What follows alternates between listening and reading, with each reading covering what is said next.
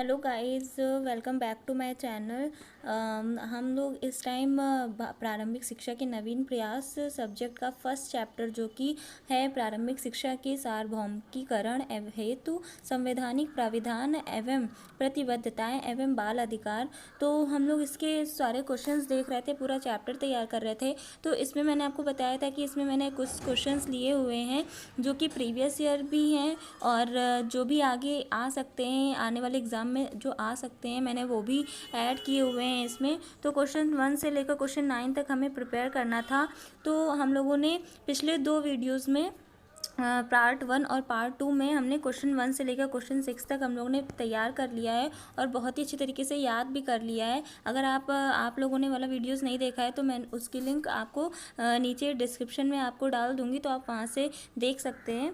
तो आज हम क्वेश्चन नंबर 7 से स्टार्ट करेंगे, ठीक है। और 3 क्वेश्चन ही बाकी है हमारे को, 7, 8 और 9। तो चलिए क्वेश्चन नंबर 7 से स्टार्ट करते हैं। तो ये देखिए गाइज, हमारा क्वेश्चन नंबर 7 जो कि ये शिक्षा का अधिकार की मुख्य विशेषताएं लिखिए। तो ये देखिए क्वेश्चन 2015 में आया भी हुआ है बीटीसी में। तो चलिए इसके देख लेते हैं। इसमें बहुत सारे पॉइंट्स दिए हुए हैं गाइज, इसमें 16 पॉइंट्स दिए हुए हैं।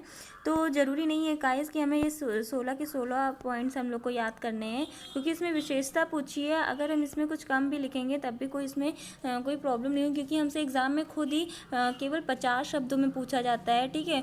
तो अगर हम 16 पॉइंट्स लिखेंगे तो वो 50 शब्दों से ज़्यादा ही हो जाएगा। और गाइज हमारे पास तो एग्ज़ाम में इतना समय भी नहीं होता है कि हम जितना याद करके गए हैं उतना पूरा लिख ही सकें, क्योंकि इससे हमारे और भी क्वेश्चंस होते हैं, केवल एक ही क्वेश्चन नहीं होता, तो वो क्वेश्चंस हमारे छूट भी सकते हैं। तो जितना इम्पॉर्टेंट है, जो कंटेंट हमें लिखना है, जो इम्पॉर्टेंट है वो हमें पहले से ही सोच कर रखना है कि हमें एग्ज़ाम में अगर वाला क्वेश्चन आएगा तो हमें सिर्फ इतना कंटेंट लिखना है जितना मैंने याद किया है। इससे अगर आप एक्स्ट्रा लिखेंगे तो आप सिर्फ एक ही क्वेश्चन में करते रह जाएंगे और आपके बाकी क्वेश्चंस छूट सकते हैं, क्योंकि ये काफ़ी बड़ा पेपर आता है, काफ़ी लेंदी पेपर आता है इसका। तो चलिए मैं जो पॉइंट्स आपको बता रही हूँ, जो इम्पोर्टेंट है और बहुत ही ईजिली हम लोगों से याद भी हो जाएंगे। तो चलिए स्टार्ट करते हैं। तो इसका पहला पॉइंट है कि राज्य सरकारों एवं स्थानीय निकायों द्वारा ये प्रयास किए जाएं कि बालकों के निवास से 1 किलोमीटर परिधि के अंतर्गत प्राथमिक विद्यालयों की स्थापना की जाए, ताकि 6 से 14 वर्ष तक के बालक बिना किसी असुविधा के विद्यालयों तक पहुँच सकें। तो इसमें देखिए हम लोगों से क्या कहा है कि जो भी विद्यालय बने, जो भी प्राथमिक विद्यालय बने जो छोटे बच्चों के लिए बन रहे हैं, कि कक्षा 6 से नीचे वाले जो बच्चे हैं उन लोगों के लिए, जो कक्षा 1 से कक्षा 5 तक के बच्चे हैं, तो उनके लिए जो भी विद्यालय बने वो उनके जो निवास स्थान है, यानी कि जो उनका घर है, उसके 1 किलोमीटर वृत्त की जो परिधि होती है ना, परिधि जानते हैं, तो वही चीज़ है कि 1 किलोमीटर के दायरे के अंदर ही बने, ठीक है। जिससे कि उनको जाने में कोई भी दिक्कत ना हो, क्योंकि छोटे रहते हैं, वो छोटे बच्चे रहते हैं, तो उनको थोड़ी दिक्कत हो सकती है, जैसे कि बहुत दूर का लंबा सफ़र होगा तो उन लोगों को थोड़ी प्रॉब्लम हो सकती है। तो इसीलिए सरकार ने ये निश्चित किया है कि जो भी उन लोग का जो विद्यालय हो वो उनके 1 किलोमीटर परिधि के अंदर ही होना चाहिए। फिर पॉइंट 2 में देखिए हमसे क्या कहा गया है कि पॉइंट 2 में कहा गया है 6 से 8वीं कक्षा तक के विद्यालय छात्र के निवास स्थान से 3 किलोमीटर की परिधि में स्थापित किए जाएंगे। तो गाइज इसमें देखिए उसमें 1 से 5 तक कहा गया था, और इसमें 6 से 7 जो क्लास हैं उनके लिए, उन बच्चों के लिए कहा गया है कि उन बच्चों के लिए जो विद्यालय हों वो 3 किलोमीटर की परिधि के अंतर्गत होने चाहिए। तो गाइस देखिए पहला और दूसरा पॉइंट बहुत ही ईजी है, दोनों में एरिया की बात की हुई है कि किस एरिया में हमारा विद्यालय होना चाहिए। तो पहले में तो 1 से 5 तक के कक्षा वालों के लिए 1 किलोमीटर परिधि की दायरा निश्चित किया गया, और दूसरा है कि जो भी कक्षा 6 से 8 तक के विद्यालय के जो छात्र हैं उनके लिए जो विद्यालय होंगे तो वो 3 किलोमीटर की परिधि के अंतर्गत होने चाहिए। तो अब चलिए पॉइंट नंबर 3 पे चलते हैं। तो पॉइंट नंबर 3 क्या कह रहा है कि प्रत्येक विद्यालय को कुछ न्यूनतम आधारभूत शैक्षणिक संरचना उपलब्ध कराई जाएगी, जिनमें मुख्यतः विशिष्ट योग्यताधारी अध्यापक, खेलकूद के मैदान, पेयजल, शौचालय आदि शामिल हैं। तो गाइज़ तीसरे में हमको बस यही बताया गया है कि जो भी आधारभूत सुविधाएं जो भी उपलब्ध कराई जाएंगी, तो उसमें कौन कौन सा होगा। सबसे पहले तो विद्यालय के लिए खेल कूद का मैदान हो गया, योग्यताधारी अध्यापक हो गया, पेयजल हो गया, शौचालय हो गया। तो गाइज़ देखिए ऊपर की 3 पॉइंट्स हम लोग को याद हो गए हैं, फटाक से रिवीजन कर लेते हैं कि पहले 2 में तो एरिया की बातें की गई हैं कि हाँ कितने एरिया में विद्यालय होना चाहिए, और तीसरे में बताया गया कि विद्यालय को कौन कौन सी शैक्षणिक जो आधारभूत शैक्षणिक संरचना उपलब्ध कराई जाएगी वो कौन कौन सी है, कि अध्यापक हैं, योग्यताधारी अध्यापक हैं, खेल कूद के मैदान है, पेयजल है, शौचालय है। तो ये सारी सुविधाएं उपलब्ध कराई जाएंगी। फिर गाइस चौथा पॉइंट हम लोग नहीं याद करेंगे क्योंकि इसमें बहुत सारे आंकड़े दिए हुए हैं जो कि हम याद तो कर लेंगे बट हम कुछ दिनों के बाद भूल जाएंगे, तो इसको हम अवॉइड करते हैं, इसको हम छोड़ देते हैं। और क्योंकि इसमें बहुत सारे पॉइंट्स दिए हुए हैं, मैंने आपके लिए चूज़ किए हैं, जो जो पॉइंट्स मैं आपको बता रही हूँ आप सिर्फ वो तैयार करिएगा। तो क्वेश्चन हम पॉइंट नंबर 4 को हम लोग छोड़ देंगे। फिर इसके आगे देखते हैं, पॉइंट नंबर 5 को भी हम छोड़ देंगे गाइस, इसमें भी बहुत सारे आंकड़े दिए हुए हैं। पॉइंट नंबर 6 से हम देखेंगे। पॉइंट नंबर 6 में क्या बताया गया है कि 6 से 14 वर्ष आयु के अशिक्षित और विद्यालयों में शिक्षा प्राप्त नहीं कर पा रहे बालकों को चिन्हित करने का कार्य स्थानीय विद्यालय की प्रबंध समिति अथवा स्थानीय निकायों द्वारा किया जाएगा। गाइस इसमें क्या बताया गया है कि इसे 6 से 14 वर्ष के जो भी बच्चे हैं जो विद्यालय नहीं आ रहे हैं, अशिक्षित हैं, वो अपने घर पर ही हैं या कहीं काम कर रहे हैं, कुछ भी कर रहे हैं, तो उनको विद्यालय लाने की जिम्मेदारी भी विद्यालय के लोगों की होती है। तो इसके लिए जो भी समिति बनेगी, प्रबंध समिति बनेगी अथवा स्थानीय निकायों द्वारा किया जाएगा। तो इससे क्या होगा कि वो लोग मतलब इस मतलब बालकों को चिन्हित करेंगे, जो भी बालक या बालिका विद्यालय नहीं आ रही हैं, तो उसके बारे में पता लगाएंगे कौन सी बालिका है, कौन सा बालक है जो विद्यालय नहीं आ रहा, उनको चिन्हित किया जाएगा। फिर उसके बाद क्या होगा, नेक्स्ट पॉइंट में हम देखते हैं कि स्थानीय निकाय ही बालकों के चिन्हांकन के लिए परिवार स्तर पर सर्वेक्षण आयोजित करेगा।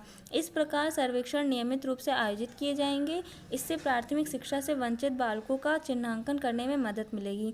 तो देखिए पॉइंट नंबर 7 में क्या उसी से रिलेटेड है कि जो भी प्रबंध समिति बनाई जाएगी तो वो किस स्तर पे काम करेगी, किस स्तर पे वो सर्वेक्षण करेगी, वो परिवार स्तर पर सर्वेक्षण करेगी। देखिए गाइस यहाँ पे लिखा हुआ है परिवार स्तर पर सर्वेक्षण आयोजित किया जाएगा। जो भी स्थानीय निकाय होंगे वो जो बालकों को चिन्हांकन के लिए जो भी चिन्हांकन करेंगे तो वो परिवार स्तर पर सर्वेक्षण किया जाएगा कि घर घर जाकर उनकी माता पिता से पूछा जाएगा कि हाँ कि आपका बच्चा हमारे विद्यालय में आ रहा है कि नहीं आ रहा है।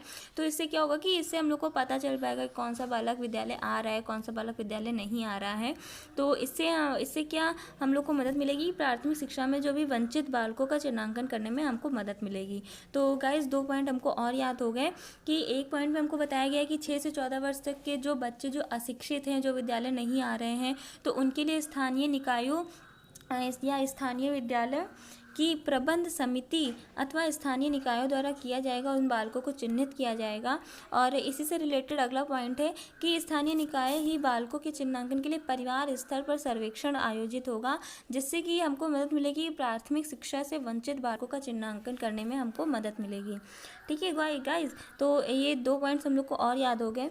फिर इसके बाद पॉइंट नंबर 8 पे चलते हैं।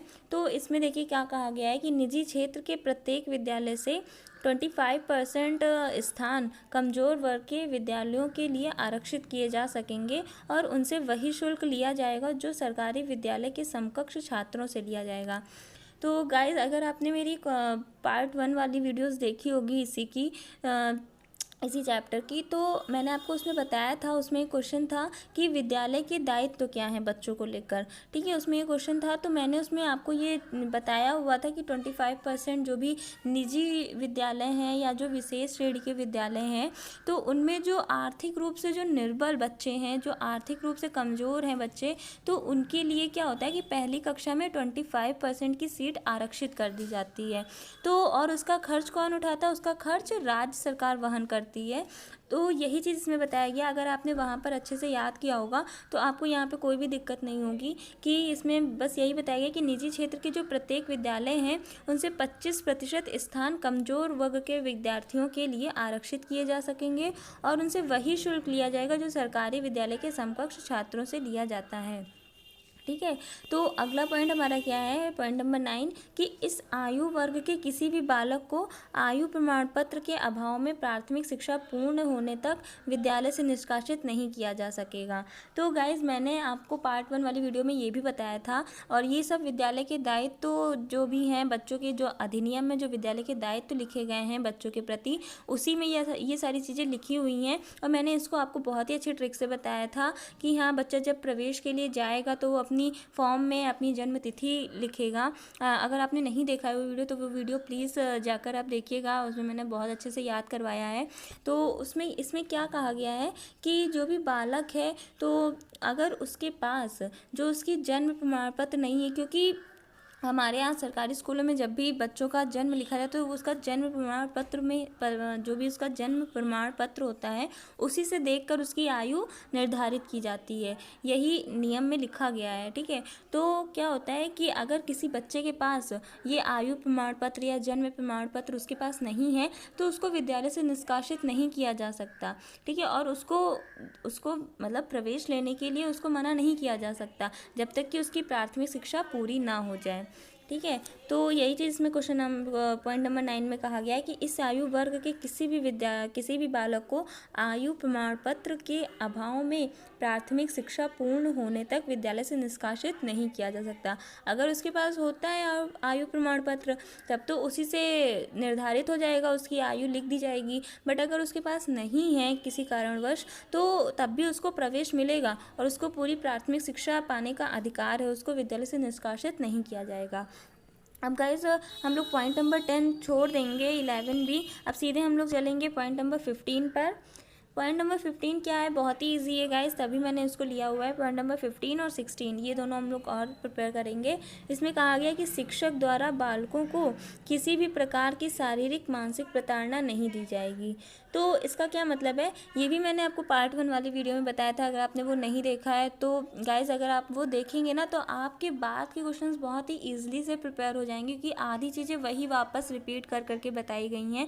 तो इसमें क्या क्या है, मैंने इसकी आपकी ट्रिक बताई थी उस क्वेश्चन में पार्ट 1 में, कि अगर कोई बच्चा है वो प्रवेश ले लेता है तो फिर वो कक्षा में जाएगा तो फिर बच्चे हैं वो शैतानी तो करेंगे ही, तो बच्चे शैतानी करेंगे तो टीचर उन्हें दंड देगा। लेकिन ये अधिकार जो अधिनियम है उसके विरुद्ध हो जाएगी, क्योंकि टीचर को दंड देने का अधिकार नहीं है। शिक्षक द्वारा बालकों को किसी भी प्रकार की शारीरिक या मानसिक प्रताड़ना नहीं दी जाएगी, ठीक है।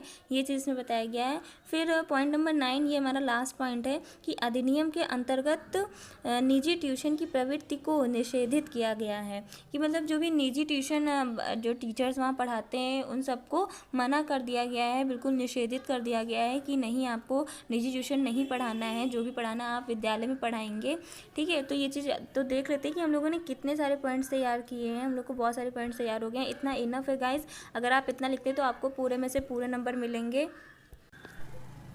तो गाइज इसमें क्या बताया गया है कि पॉइंट नंबर 1 और 2 में तो हम लोग ने बहुत ईजी से याद भी कर लिया था। पॉइंट नंबर 1 और 2 में बताया गया था एरिया के बारे में, कि जो भी कक्षा 1 से लेकर कक्षा 5 तक के जो बच्चे हैं उन लोग का जो निवास स्थान है उससे 1 किलोमीटर परिधि के अंतर्गत ही हमारा प्राथमिक विद्यालय की स्थापना की जाए, ताकि 6 से 14 वर्ष तक के बालक बिना किसी असुविधा के विद्यालयों तक पहुँच सकें। और फिर उसके बाद सेकेंड में बताया गया था कि कक्षा 6 से लेकर 8 कक्षा तक विद्यालय छात्र के निवास से 3 किलोमीटर की परिधि के अंतर्गत ही स्थापित किए जाने चाहिए, ठीक है। फिर उसके बाद थर्ड में हम लोगों ने पढ़ा था जो भी आधारभूत जो भी शैक्षणिक संरचना उपलब्ध कराई गई थी स्कूल में, तो वो क्या क्या की थी कि विशिष्ट योग्यताधारी अध्यापक थे, खेलकूद के मैदान थे, पेयजल था और शौचालय था, ये सारी चीज़ें शामिल की गई थी। ये 3 पॉइंट्स हम लोग ने अच्छी तरीके से तैयार कर लिए थे। फिर उसके बाद हम लोगों ने याद किया था, आपको याद होगा कि प्रबंध समिति, ठीक है, प्रबंध समिति वो किससे रिलेटेड थी कि जो भी 6 से 14 वर्ष तक आयु के जो भी बच्चे जो अशिक्षित हैं और विद्यालयों में शिक्षा प्राप्त नहीं कर पा रहे हैं, बालकों को चिन्हित करने का कार्य स्थानीय विद्यालय की प्रबंध समिति अथवा स्थानीय निकायों द्वारा किया जाएगा, जिससे कि उन बच्चों का पता लग सके जो विद्यालय नहीं आ रहे हैं, जो पढ़ाई नहीं कर रहे हैं, ठीक है। इसलिए और अगला पॉइंट इसी से रिलेटेड था कि मतलब ये जो प्रबंध समिति बनी है ये किस स्तर से कार्य करेगी, ये परिवार परिवार स्तर पर सर्वेक्षण इसका आयोजित किया जाएगा। तो यही चीज़ इसमें बताया गया कि स्थानीय निकाय ही बालकों के चिन्हांकन के लिए परिवार स्तर पर सर्वेक्षण की आयोजित करेगा। इस प्रकार के सर्वेक्षण नियमित रूप से आयोजित किए जाएंगे। इससे प्राथमिक शिक्षा से वंचित बालकों का चिन्हांकन करने में मदद मिलेगी। ठीक है। फिर इसके बाद पॉइंट नंबर 8 में क्या बताया गया है कि वही 25% वाला बताया गया कि जो भी निजी क्षेत्र के जो भी विद्यालय होंगे तो उनमें 25% की आरक्षित सीट होगी। किसके लिए होगी? जो भी कमज़ोर वर्ग के, जो भी आर्थिक रूप से कमज़ोर या निर्बल समुदाय के जो भी बच्चे हैं तो उनके लिए ये आरक्षित की जाएगी। उनसे वही शुल्क लिया जाएगा जो कि सरकारी विद्यालय के समकक्ष छात्रों से लिया जाता है। ठीक है। फिर पॉइंट नंबर 9 में क्या बताया गया था, वही जो मैंने आपको बताया था कि आयु प्रमाण पत्र, जो भी जन्म तिथि होगी, तो क्या होगा कि अगर किसी बच्चे के पास आयु प्रमाण पत्र या जन्म प्रमाण पत्र नहीं है, उसका अभाव है, किसी कारणवश उसके पास नहीं है, तो क्या होगा कि उनमें प्राथमिक शिक्षा पूर्ण होने तक विद्यालय से निष्कासित उनको नहीं किया जाएगा। ठीक है, जब तक उनकी प्राथमिक शिक्षा पूरी नहीं हो जाती है। फिर हम लोग ने पॉइंट नंबर 8 या पॉइंट नंबर 15 याद किया था कि बच्चा कक्षा में जाएगा तो शैतानी करेगा तो लेकिन शिक्षक उसको दंड नहीं दे सकता, क्योंकि शिक्षक द्वारा बालकों को किसी भी प्रकार की शारीरिक मानसिक प्रताड़ना नहीं दी जाएगी। फिर पॉइंट नंबर 9 लास्ट में जो 16 पॉइंट था उसको हमने बहुत अच्छी तरीके से याद किया कि जो भी निजी ट्यूशन होंगे वो उनकी प्रवृत्ति को निषेधित किया गया है अधिनियम के अंतर्गत। तो गाइस देखिए, हमारे वाला क्वेश्चन बहुत ही अच्छे तरीके से तैयार हो गया होगा, आपको भी तैयार हो गया होगा आई होप। तो चलिए नेक्स्ट क्वेश्चन पे चलते हैं। तो नेक्स्ट क्वेश्चन देखिए हमारा क्या है कि बच्चों के अधिकार के संबंध में मुख्य प्रावधानों का उल्लेख कीजिए। ये भी देखिए प्रीवियस ईयर पेपर्स का है ये क्वेश्चन, तो 2015 में आया भी है। तो गाइस देखिए इसमें क्या पूछा गया कि बच्चों के अधिकार के संबंध में मुख्य प्रावधानों का उल्लेख कीजिए। तो बच्चों का मैंने आपको पार्ट 2 में इसमें बताया था, इसी चैप्टर का पार्ट 2 जो हम लोगों ने वीडियो बनाया था उसमें मैंने आपको बहुत अच्छी तरीके से ये क्वेश्चन पूरा करवाया था, याद करवाया था, समझाया भी था कि बच्चों का अधिकार किसने दिया है। उसमें वाला क्वेश्चन भी था कि बाल अधिकार कब और किसने निर्धारित किए। तो बाल अधिकार संयुक्त राष्ट्र संघ ने निर्धारित किए, और कब किए ये भी मैंने आपको बताया था, 20 नवंबर 1989 में ये इसकी घोषणा की गई थी संयुक्त राष्ट्र संघ की तरफ से। तो अब इसमें देख लेते हैं, जब हम लोग को पता ही है कि बच्चों के अधिकार किसने थे, संयुक्त राष्ट्र संघ ने दिए थे, तो यानी कि संयुक्त राष्ट्र संघ से ही हमारा ये आंसर स्टार्ट होगा। तो इसमें क्या लिखा हुआ है, चलिए देख लेते हैं कि संयुक्त राष्ट्र संघ बच्चों के लिए उतना ही चिंतित है जितना बड़ों के लिए। इसी चिंता के चलते इस संघ ने अपनी महासभा में 20 नवंबर 1959 की बैठक में बच्चों के हकों का एक घोषणा पत्र जारी किया। गाइस इसमें आप कंफ्यूज मत होइएगा कि यहाँ पे 1959 दिया हुआ है, इसमें सिर्फ एक बार बात रखी गई थी बच्चों के हकों की, लिखे। और ये घोषणा जो पारित किया गया था, ये अधिनियम ये कब पारित किया गया था, लंबे समय, इसके आगे देखिए, लंबे समय के बाद 20 नवंबर 1989 को संघ में शामिल देशों ने इस पर अपनी पूरी सहमति दी। तो ये सहमत कब हुआ, 20 नवंबर 1989 को ये सहमत किया गया। जो भी शामिल देश थे इसमें संघ में, तो उन्होंने इस पे अपनी पूरी सहमति दी।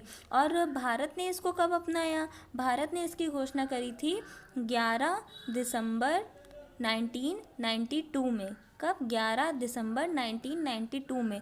मैंने आपको वहाँ पे बताया था कि संयुक्त राष्ट्र संघ ने नवंबर में किया था और जबकि अपने भारत ने दिसंबर में किया था। लेकिन सन चेंज है और डेट भी चेंज है, केवल मंथ भी सेम है, सॉरी, यहाँ पे नवंबर है, वहाँ पे दिसंबर है, तो हम लोगों ने इसी से याद किया था कि इस आगे देखिए इसमें क्या लिखा हुआ है कि इस घोषणा पत्र पर हस्ताक्षर करने वाले देशों में भारत भी शामिल है। और भारत ने इसकी घोषणा कब करी थी, 11 दिसंबर 1992 में। अगर आप चाहें तो इसमें ऐड भी कर सकते हैं, ठीक है। और फिर इसके बाद हम आगे देखते हैं कि बच्चों के अधिकार में कौन कौन से मतलब प्रावधान दिए गए हैं, ये सारी चीज़ें इसमें बताई गई हैं बच्चों के अधिकार में।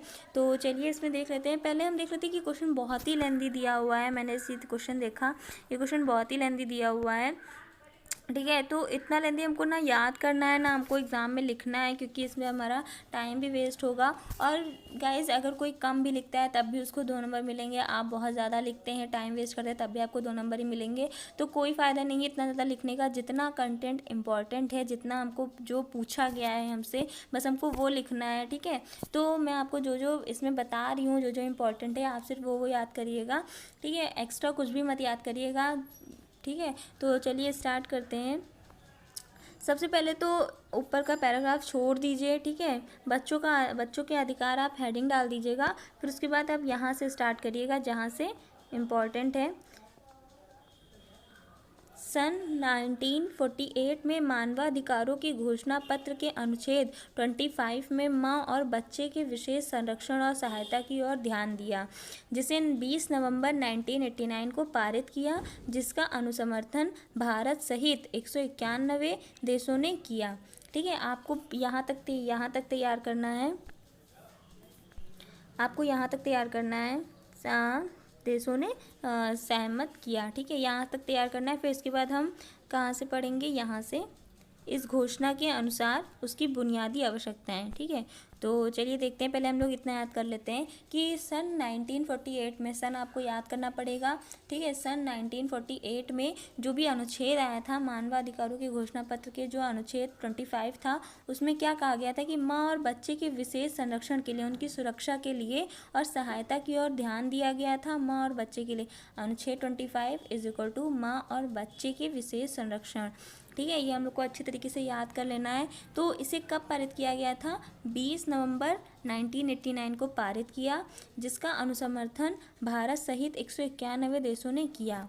ठीक है। हम लोग को ये वाला पैराग्राफ अच्छे से याद हो गया। फिर उसके बाद हम आगे बढ़ेंगे और यहाँ से देखेंगे कि इस घोषणा के अनुसार, जो घोषणा हुई है, इस घोषणा के अनुसार उसकी बुनियादी आवश्यकताएं, उसकी मतलब किसकी? बच्चों की जो बुनियादी आवश्यकताएं थी, जैसे कि उनका पोषण हो गया, शिक्षा हो गई, स्वास्थ्य हो गया आदि, जीने का अधिकार, विकास का अधिकार, सुरक्षा का अधिकार और सहभागिता का अधिकार प्रत्येक सरकार को पूरे करने होंगे। ठीक है। यहाँ तक हम याद करेंगे, इसको पूरे करने होंगे, यहाँ तक हमको याद करना है इसको। ठीक है। तो चलिए एक बार और देख लेते हैं कि जब हम लोग ने वहाँ देख लिया कि 191 देशों ने उसको मतलब अनुसमर्थन उसका दे दिया, समर्थन दे दिया। फिर उसके बाद इस घोषणा में क्या क्या बताया गया है? इस घोषणा के अनुसार जो भी बच्चों की जो बुनियादी आवश्यकताएं हैं, जैसे कि उनका पोषण हो गया। ठीक है। पोषण मतलब खाना पीना उनका जो भी हो गया, जो उनको प्रोवाइड करवाया जाता था, और जो शिक्षा हो गई, स्वास्थ्य हो गया, फिर उसके साथ साथ जो भी जीने का अधिकार हो गया, विकास का अधिकार, सुरक्षा का अधिकार हो गया, सहभागिता का अधिकार हो गया, प्रत्येक सरकार को पूरे करने होंगे। ठीक है। तो यहाँ से हम लोगों ने 2 पैराग्राफ याद कर लिया ना बच्चों के अधिकार में। पहला तो वो अनुच्छेद 25 वाला, और दूसरा हम लोग ने तैयार किया ये बुनियादी आवश्यकताएं वाला। अब इसके बाद हम आगे बढ़ेंगे और देखिए गाइज, यहाँ पे एक और इम्पॉर्टेंट पैराग्राफ है ये, इसीलिए मैंने इसको ऐड किया है कि यहाँ पे दिया हुआ है बालकों के अधिकार का संरक्षण सन 1942 में अंतर्राष्ट्रीय स्तर पर विकास संयुक्त राष्ट्र के तत्वाधान में प्रारंभ होता है। तत्कालीन समय में शिशुओं के अधिकार को जिनेवा घोषणा पत्र में अंगीकार किया गया। तो यहाँ तक याद करना है इसको, अंगीकार किया गया तक। एक सेकेंड में इसमें ये लगा देती हूँ जिससे आपको यहाँ तक हमको याद करना है इसको। तो चलिए याद कर लेते हैं फटाक से कि इसमें क्या कहा गया है कि बालकों के अधिकार का संरक्षण का सन 1942 में, वहाँ जो इसके पहले हम लोगों ने पैराग्राफ याद किया था जिसमें अनुच्छेद 25 था, उसमें 1948 था। मैं आपको बार बार इसलिए याद दिला रही हूँ कि आपको इसी वीडियो में सारे क्वेश्चंस याद हो जाएं, आपको वापस से फिर से वीडियो कोई और ना देखनी पड़े। ठीक है। इसीलिए मैं आपको बार बार रिपीट करके आपको बार बार याद करवा रही हूँ। तो देखते हैं इसमें क्या लिखा हुआ है कि बालकों के अधिकार का संरक्षण 1942 में अंतर्राष्ट्रीय स्तर पर विकास संयुक्त राष्ट्र के तत्वाधान में प्रारंभ होता है। ठीक है। अंतर्राष्ट्रीय स्तर पर विकास संयुक्त राष्ट्र के तत्वाधान में प्रारंभ होता है, और इसमें शिशुओं के अधिकार को जिनेवा घोषणा पत्र में अंगीकार किया गया। तत्कालीन समय में शिशुओं के अधिकार को जिनेवा घोषणा पत्र में अंगीकार किया गया। तो यहाँ तक हम लोग को याद हो गया ना, 3 पैराग्राफ हो गया। आप याद कर लीजिएगा कितने पैराग्राफ हुए, तो इससे हमको एक आइडिया मिल जाएगा कि हाँ अभी हमारा ये वाला पैराग्राफ छूटा है तो हमको ये लिखना है। ठीक है, तो 3 पैराग्राफ हो गए। अब इसके बाद हम सीधे यहाँ पर आ जाएंगे। मैं एक सेकंड आपको लगा देती हूँ जिससे आपको पता चले। यहाँ से विश्व युद्ध से हमको याद करना है, विश्व युद्ध से लेकर पूरा यहाँ तक याद करना है कि संरक्षण के लिए उपाय करेंगे। तो चलिए देखते हैं। इसमें बताया गया है कि विश्व युद्ध के समय मानव की गरिमा का पूर्ण रूप से उल्लंघन हुआ है। विश्व युद्ध के समय मानव की गरिमा का पूर्ण रूप से उल्लंघन हुआ है। मानवाधिकारों की सार्वभौतिक घोषणा, जिसे कि संयुक्त राष्ट्र संघ की महासभा ने 1950 को अंगीकार किया गया था, ने बालकों के अधिकार के संरक्षण के लिए अनेक उपाय करे। ठीक है, तो इसमें हमसे क्या कहा गया है कि जो भी विश्व युद्ध के समय जो भी मानवाधिकार के बहुत सारे मतलब उनकी गरिमा का पूर्ण रूप से बिल्कुल उनको विवश किया जाता था। ठीक है, उन्हें बहुत ही ज़्यादा तकलीफ़ दी जाती, तो उनकी गरिमा को बिल्कुल बहुत ही ज़्यादा कमज़ोर कर दिया गया था। तो उसके बारे में बताया गया कि विश्व युद्ध के समय मानव की गरिमा का पूर्ण रूप से उल्लंघन हुआ है। मानवाधिकारों की सार्वभौतिक घोषणा, जिसे कि संयुक्त राष्ट्र संघ ने कब महासभा में अंगीकार किया था? 1950 में। 1950 में इसको अंगीकार किया गया था, जिसमें बालकों के अधिकारों के संरक्षण के लिए अनेक उपाय करें।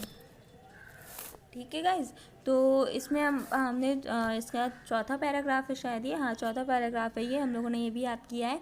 इसमें विश्व युद्ध के बारे में बताया गया है। पहले तो ये बताया गया है कि मतलब मानव की गरिमा का बहुत ही उल्लंघन हुआ है।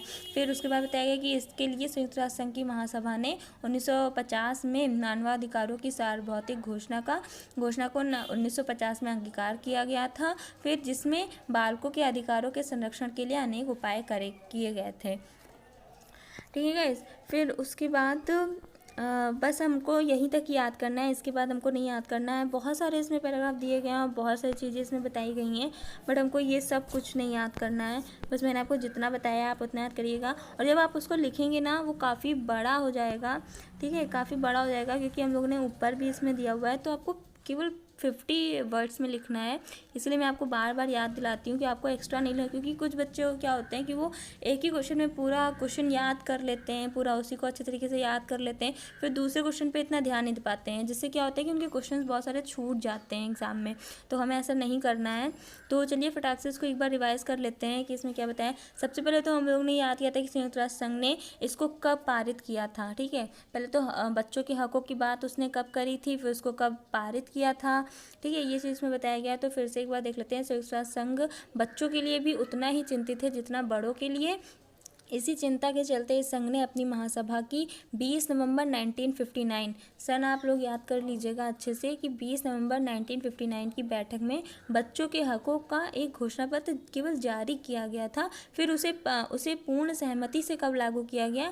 20 नवंबर 1989 को संघ में शामिल देशों ने इस पर अपनी पूरी सहमति दी। ठीक है, इस घोषणा पत्र पर भारत ने भी इस पर हस्ताक्षर किए। बहुत सारे देशों की तरह भारत भी उसमें शामिल था।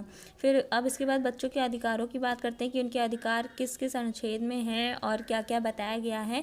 तो इसमें हमने सबसे पहले याद किया था अनुच्छेद 25, जो कि 1948 में मानवाधिकारों के घोषणा पत्र के अनुच्छेद 25 में माँ और बच्चे के बारे में बताया गया था, उनकी सुरक्षा, उनके संरक्षण के बारे में बताया गया था, उस पर ध्यान दिया गया था, जिसे कब पारित किया गया? 20 नवंबर 1989 को पारित किया गया, जिसका अनुसमर्थन भारत सहित 191 देशों ने किया। फिर उसके बाद क्या था कि इस घोषणा में कौन कौन सी आवश्यकताएं, बुनियादी आवश्यकताएं बच्चों के लिए थी कि उनका पोषण था, उनकी शिक्षा थी, उनकी सहभागिता थी, सहभागिता का अधिकार था, स्वास्थ्य, जीने का अधिकार, विकास का अधिकार, सुरक्षा का अधिकार।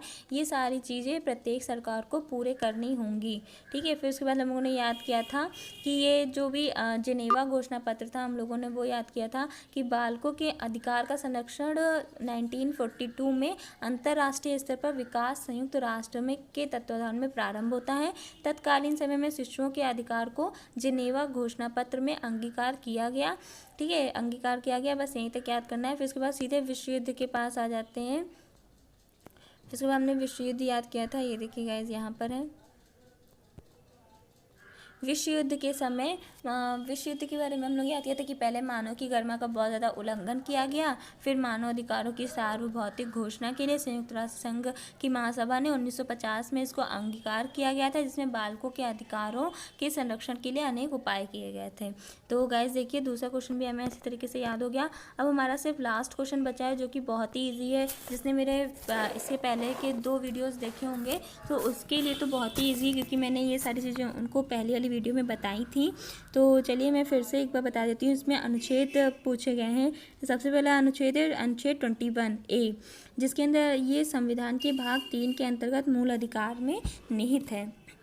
तो गाइस इसकी मैंने आपको ट्रिक बताई थी कि इसमें दिया हुआ है, पहले देख लीजिए क्या दिया हुआ है कि राज्य को 6 से 14 वर्ष तक के सभी बच्चों को निःशुल्क तथा अनिवार्य शिक्षा उपलब्ध करानी होगी। तो गाइस इसमें मैंने आपको बताया था कि ये जो 6 से 14 लिया गया है, 6 से 14 लिखा गया है इसमें कि 6 से 14 वर्ष तक के, तो इसको मैंने आपको याद करने का बताया था कि अनुच्छेद 21 में क्या है, इसको हम लोग कैसे याद करेंगे कि 14 और 6 को प्लस कर देंगे तो क्या हो जाएगा 20, और प्लस इसमें एक और कर देंगे तो क्या हो जाएगा 21। तो इससे हम याद कर सकते हैं अनुच्छेद 21। ठीक है, तो इससे हम लोगों ने याद किया था कि 6 14 और 6 20 और 1 21। तो क्या हो गया अनुच्छेद 21 में क्या 21A में क्या बताया कि 6 से 14 वर्ष तक के जो भी बच्चे हैं उनको निःशुल्क और अनिवार्य शिक्षा उपलब्ध करानी होगी। फिर दूसरे जो ये धारा थी 29(2), इसको भी मैंने याद किया था। इसका तो पूरा एक क्वेश्चन ही था, सार्वभौमिकीकरण, शिक्षा का सार्वभौमिकीकरण क्या है। ठीक है, तो उसमें ये हम लोगों ने 29(2) प्रिपेयर किया था। चलिए फिर से देख लेते हैं। मैंने आपको ट्रिक कौन सी बताई थी, मैंने आपको ट्रिक बताई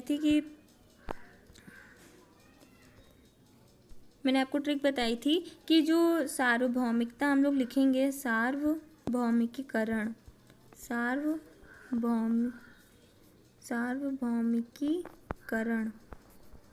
ठीक है, सार्वभौमिकीकरण हम लोग इसमें लिखेंगे। तो इसमें हम 29(2) कैसे हम लोग हैं, तो मैंने आपको बताया था कि सा को हम 2 बना लेंगे। सा थोड़ा सा इसका आगे का पार्ट 2 के जैसे लगता है, इसलिए हम इसको 2 बना लेंगे। और जो वाह है इसको हम आगे इंक्रीज करके इसको 9 बना लेंगे, तो हमारा 29 हो जाएगा। ठीक है, तो इससे हम याद कर सकते हैं। इसका एक क्वेश्चन था, फिलहाल इसमें तो नहीं है। ठीक है, सार्वभौमिकीकरण इसके अंतर्गत क्या कहा गया है, ये चीज़ में बताया गया है कि धारा 29(2) में क्या बताया गया है। तो मैंने इसको भी याद करने का आपको बताया था कि 29 का मतलब क्या हो गया। इसको हम अगर हिंदी में पढ़ेंगे तो क्या हो गया 2 और 9 अलग अलग पढ़ेंगे तो क्या हो जाएगा 2 और 9। इसको एक साथ पढ़ेंगे 2 9 मतलब इसको हम बोल सकते हैं दोनों में से एक। ठीक है, तो अब इसको पढ़ते हैं तब मैं आपको बताती हूँ कि इसका यूज़ कहाँ पर है। कि राज्य द्वारा पोषित या राज्य निधि से सहायता प्राप्त करने वाली किसी संस्था में, शिक्षा संस्था में किसी नागरिक को केवल धर्म, जाति, प्रजाति, भाषा या इनमें से किसी एक के आधार पर प्रवेश देने से नहीं रोका जा सकता। तो गाइस इसमें पहले मैं आपको समझा देती हूँ कि इसमें बताया क्या गया है। इसमें बताया गया है कि जो भी राज्य हैं तो उसकी जो राज्य निधि है उससे जो भी शिक्षा संस्थानें हैं, जो भी विद्यालय हैं जिसको राज्य की तरफ से मदद मिल रही है, चाहे वो पैसे की मदद हो, किसी भी चीज़ की मदद हो, तो जो मदद मिल रही है जिन जिन शिक्षा संस्थानों को, जिन जिन विद्यालयों को, तो ये उन पर लागू होता है कि वो किसी भी नागरिक को उनकी जाति, धर्म, प्रजाति, भाषा या इनमें से किसी भी एक के आधार पर उनको प्रवेश देने से नहीं रोक सकते। किसी भी बच्चे को प्रवेश देने से नहीं रोका जा सकता, चाहे वो किसी भी धर्म का हो, किसी भी जाति का हो, किसी भी प्रजाति का हो।